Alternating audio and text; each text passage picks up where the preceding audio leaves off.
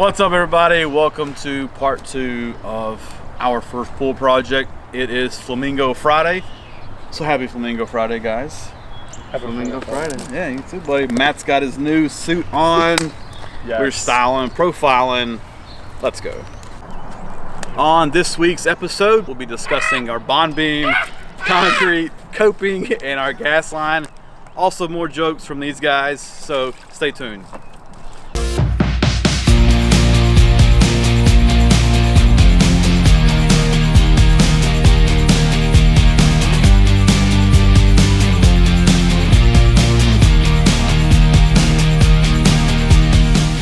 We're gonna do our concrete bond beam today and tomorrow.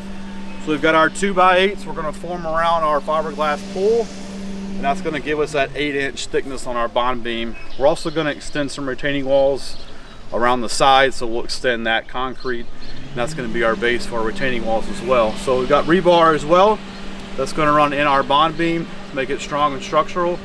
So we'll be starting here shortly.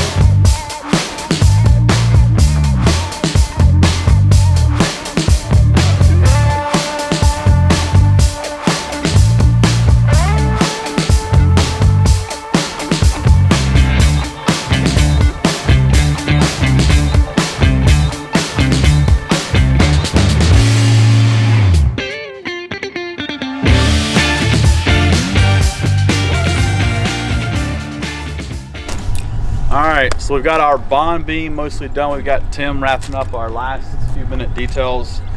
We've got our rebar ran. We actually put rebar every 3 feet, drilled into the pool and coming out. A couple rows run along that way. This can give us enough room for our coping and also be structure for our pool. So we'll get this inspected tomorrow because we're actually going to run our copper wire for our bonding around here as well. Run it to our pump, filter, and heater, and should be ready for concrete in a couple of days. So as you can see, we've got our forms that have kind of gone outside of the pool. We're actually going to run that for the base of our walls. Our graphics wall is going to continue along here and then wrap down there. Over there we have another section as well. So a couple more ties to put in, and it'll be ready for bonding here shortly.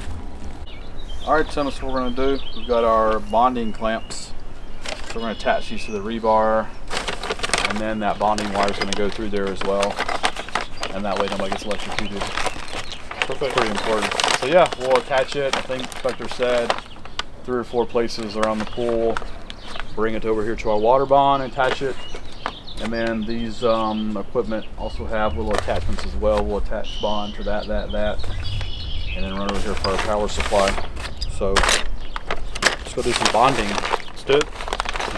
Friendly bonding. And electrical bonding as well.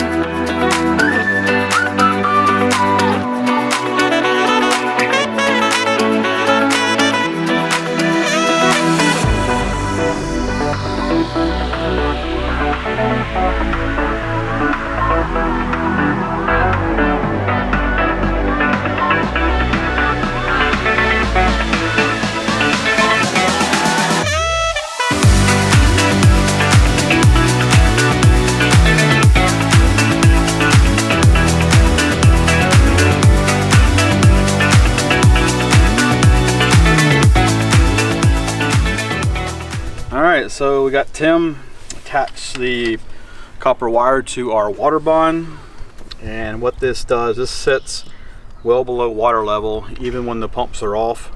you'll still have water down in this pipe, and that way this water will always be bonded. So we just want to run that through our wire there, and we'll continue up the equipment pad.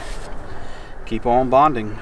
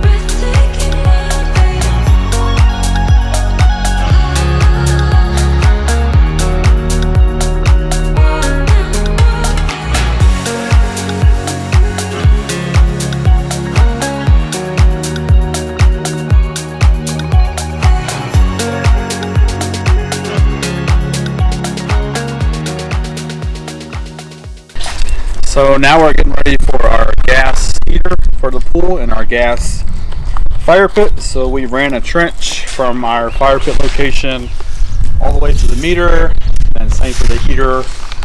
We're gonna run a 1-inch gas poly line, and our gas guy will be here tomorrow to install our connections. We've got probably 24 inches of a trench here. Just used the machine, went through pretty quickly, and we'll run a tracer wire with it, and that way we can locate that if we need to in the future. So we'll run this wire through and our line and backfill it in.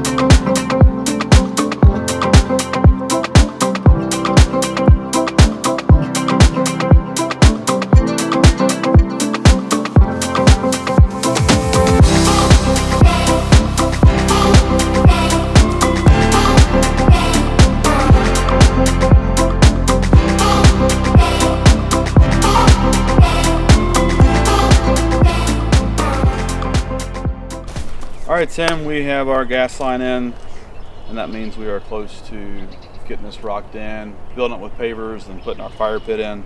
So the plumber came yesterday, hooked his extensions in, his riser onto our gas line. We were going to get it inspected today, but we had a little boo-boo yesterday. We actually hit our own gas line, like 2 hours. Remember that time? Yeah. It was. Alright Tim, ready to go see our boo-boo? Let's go see it. Let's go show the world what we did. So, real life here, we're not going to hold back. This happens. Everything's not peaches and cream. And you like peaches and cream? I do like peaches and cream. Heck yeah. But that wasn't yesterday. No. So, what we were doing is we were running a downspout drainage line from our downspout from the house. Gutter downspouts are underground. We're going to daylight it over there. But we were kind of in the rush of things. We were going really fast, and we forgot there was a gas line that we had just installed through here. So as you can see, we pulled it up, we pinched it. We still have the same pressure in the pipe. We still need to get that fixed. Plumber will come tomorrow, add a coupler on the pipes, and make it easy fix there. So we went ahead and uncovered the pipe, as you can see, up the hill. We're going to have to pull it either one way or the other. We might have to pull it on that end. Got to relieve that pressure there. So yeah, that was our boo-boo of the day. Lasted what? 3 hours? Yeah, it was a nice gas line though. Yeah. It was, yeah. And we're not naming names. We're not going to name names. Okay. There's no names to be named. Who did it? Richard. Matt. Tim. All right, so we got great news from the plumber. Apparently we didn't we didn't cut a hole in the pipe, so we're good there. So we actually pulled that pipe that way and checked the pressure on there, and we're actually pretty good. You want a cookie, Reagan? I'm good. Okay, so yeah, pressure was good over the weekend there and there. So there was no coupler, no big expense. So the boo-boo wasn't as bad as we thought. Oh, what? What about So what's a bond beam, boss? So a bond beam is our concrete all around the pool. We have got our rebar tied in. Remember, we were drilling in our holes every 3 feet, right? Yep. Pop our rebar in, and then we have to run our number 8 copper wire, and that way it can attach to everything metal in the pool, everything around the pool, connects to our water bond, bonding the water, also be bonding our pump and our heater. So you can come over here, you can kind of see where we've attached some clamps to the rebar. We've got these brass clamps that pretty much connects this to the rebar. We've got 5 spots where it clamps the rebar. It's gonna attach to our auto cover parts. It's gonna go under the rock. It's gonna go to our water bond. We can show you that later. Goes to our heater, pump, using electrical over there. So that way Matthew doesn't get electrocuted when he jumps in the pool for the first time. So that'll be a fun video. For sure. So yeah, concrete comes today. Bond beam was inspected yesterday. We got the green light. And let's go, baby. Ready to do some concrete? Ready. Okay.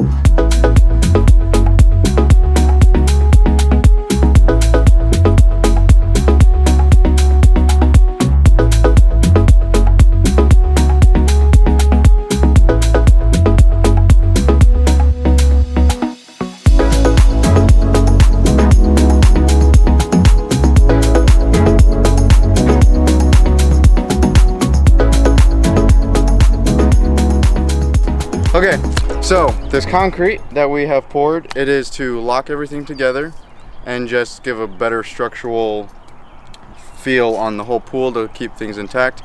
And it gives us an area to glue our coping down to it and just be a nice strong structure.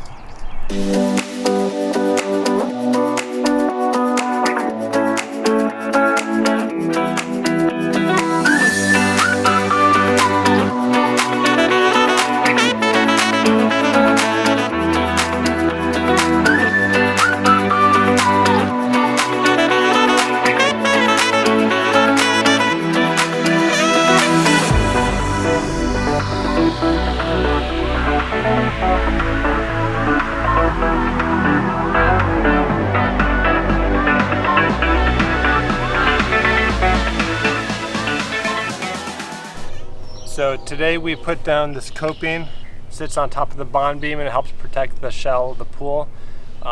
We do put it at a slight pitch so that way any water that's splashed out will run away from the pool and not sit there on top.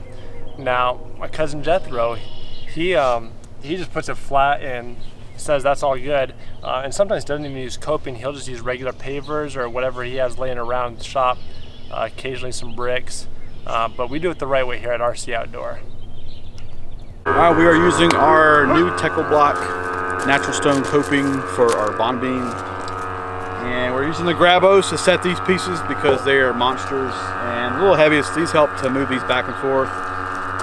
And yeah, we pretty much just got 2 sides for our coping, and the rest is going to be for our wall block. And we're going to glue these here in a second. And bada boom, bada bing. Like that.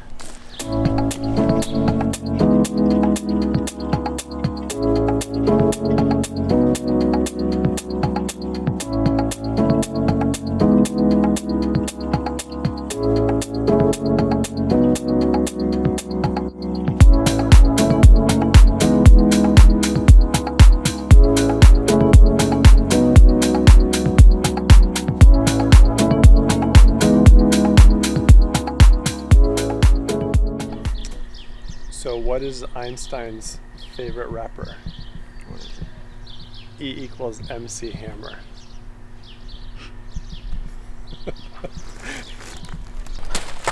Parkour, parkour! All right, thanks so much for tuning in for part 2 of this awesome project. Stay tuned for next week. We got some pavers going in. But for now, please like, comment, subscribe. We're working very hard on this channel, so please do that for us. Stay tuned. You are loved.